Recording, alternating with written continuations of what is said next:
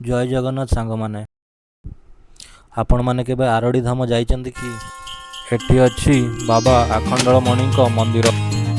ଏଠି ସ୍ୱୟଂ ମଣି ବାବା ଶିବଲିଙ୍ଗ ଭାବେ ଆବିର୍ଭାବ ହୋଇଛନ୍ତି।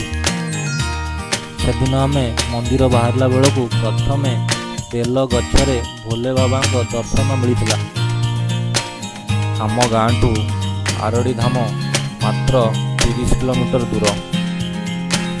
ଏ ହେଉଛି ଆମ ଗାଁର ହନୁମାନ ମନ୍ଦିର। ଏଠି ଆମେ ଦୁଇ ସାଙ୍ଗ ପ୍ରଥମେ ପ୍ରଣାମ କରି ଆମ ଯାତ୍ରା ଆରମ୍ଭ କରିଥିଲୁ।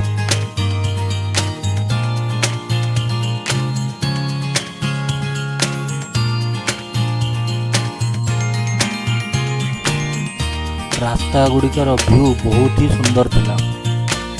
ରାସ୍ତାର ଦୁଇ ପାର୍ଶ୍ୱ ପୁରା ଗ୍ରୀନେରୀରେ ଭରି ଯାଇଥିଲା।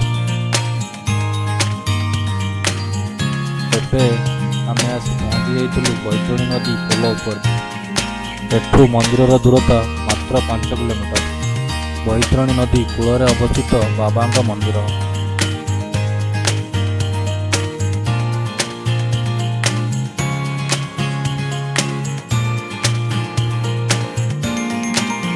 ଏ ହେଉଛି ବାବା ଆଖଣ୍ଡଳମଣିଙ୍କ ଏଣ୍ଟ୍ରି ଗେଟ୍।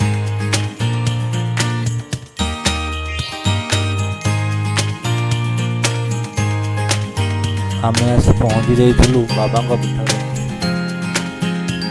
ଏହି ମନ୍ଦିର ଭଦ୍ରକ ଡିଷ୍ଟ୍ରିକ୍ଟର ଆରଡ଼ି ଗ୍ରାମରେ ଅବସ୍ଥିତ।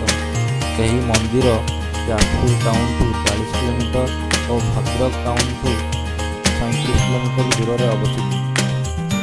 ଏ ହେଉଛି ବାବାଙ୍କ ପୋଖରୀ, ଯେଉଁଠାରେ ଭକ୍ତମାନେ ଗାଧୋଇ ଓ ଗୋଡ଼ ଧୋଇ ବାବାଙ୍କ ଦର୍ଶନ କରିବାକୁ ଯାଆନ୍ତି।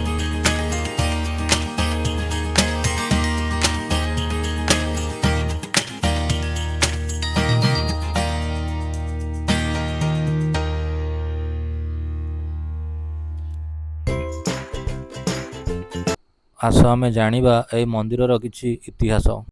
ଏହି ମନ୍ଦିରଟି ପ୍ରାୟତଃ 350 ବର୍ଷ ପୁରୁଣା। ଏହି ମନ୍ଦିରଟି 1830 ମସିହାରୁ 1840 ମସିହା ମଧ୍ୟରେ ବନା ହୋଇଥିଲା।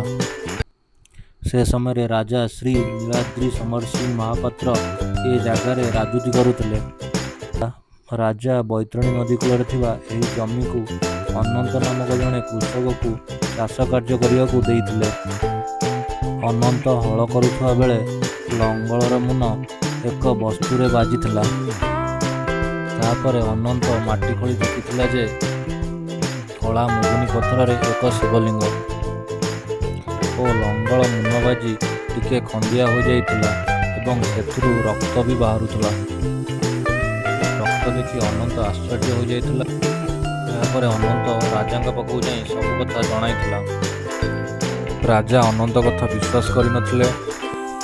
ତେଣୁ ସେ ନିଜେ ଆସି ଦେଖିଲେ ଯେ ସତରେ ଶିବଲିଙ୍ଗରୁ ରକ୍ତ ବାହାରୁଛି।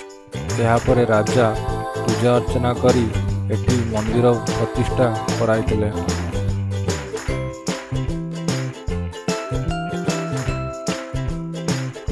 ଏଠି ସବୁବେଳେ ଶିବ ଭକ୍ତଙ୍କ ଭିଡ଼ ଲାଗି ରହିଥାଏ। ଏଠି ବର୍ଷରେ 2 ପ୍ରକାରର ମେଳା ଲାଗିଥାଏ। ପ୍ରଥମତଃ ହେଉଛି ମହାଶିବରାତ୍ରି ଓ ଜାଗର। ସେଦିନ ଜାଗର ଦୀପ ଜାଳିବା ପାଇଁ ଲକ୍ଷାଧିକ ଲୋକ ଏଠି ଏକତ୍ରିତ ହୋଇଥାନ୍ତି। ଏହାପରେ ଆରମ୍ଭ ହୁଏ ଶ୍ରାବଣ ମାସରେ କାଉଡ଼ିଆ ମେଳା। ଶ୍ରାବଣ ମାସର ପ୍ରତ୍ୟେକ ସୋମବାର ଏଠି ଲାଗିଥାଏ ଲକ୍ଷାଧିକ ଭକ୍ତଙ୍କ ଭିଡ଼। ଆଖପାଖ ପ୍ରତ୍ୟେକ ଗାଁରୁ ଯୁବକମାନେ ଆସି ଏଠି ଶିବଲିଙ୍ଗରେ ପାଣି ଢାଳିଥାନ୍ତି।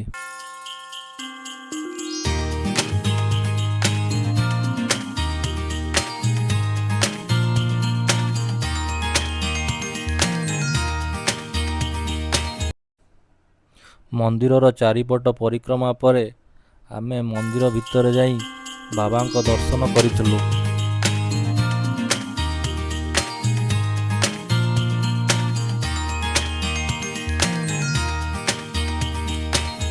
ମନ୍ଦିର ଭିତରେ ବାବାଙ୍କୁ ଦର୍ଶନ କଲାବେଳେ ମନ ଭିତରେ ଭକ୍ତିଭାବ ଜାଗ୍ରତ ହୋଇଯାଇଥିଲା ଓ ଆଖି ଛଳଛଳ ହୋଇଯାଇଥିଲା। ବାବାଙ୍କୁ ଦର୍ଶନ କଲା ପରେ ମନ ମୁଗ୍ଧ ହୋଇଯାଇଥିଲା।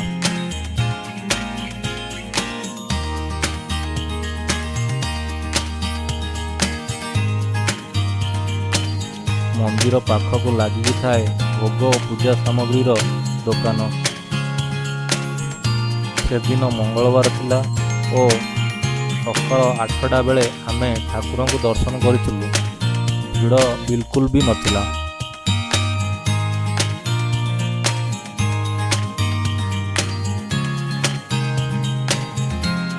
ଏଠି ଭକ୍ତମାନେ ନିଜର ମାନସିକ ପୂରଣ ପାଇଁ ବହୁ ଦୂର ଦୂରରୁ ଆସିଥାନ୍ତି।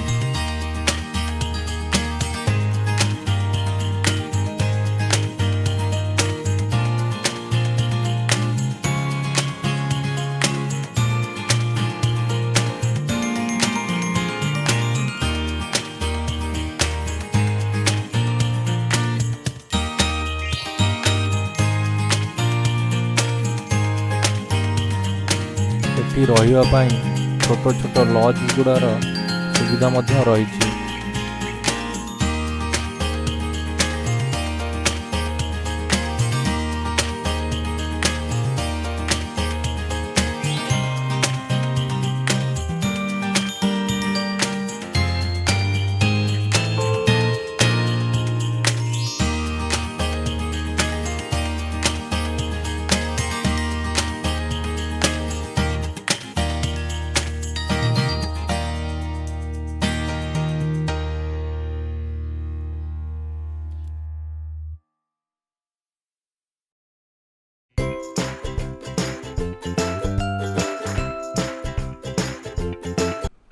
ଏହି କିଛି ଦିନ ହେବ ମନ୍ଦିର ସାମ୍ନାରେ ଏହି ଶିବ ମୂର୍ତ୍ତିଟି ତିଆରି ହୋଇଛି।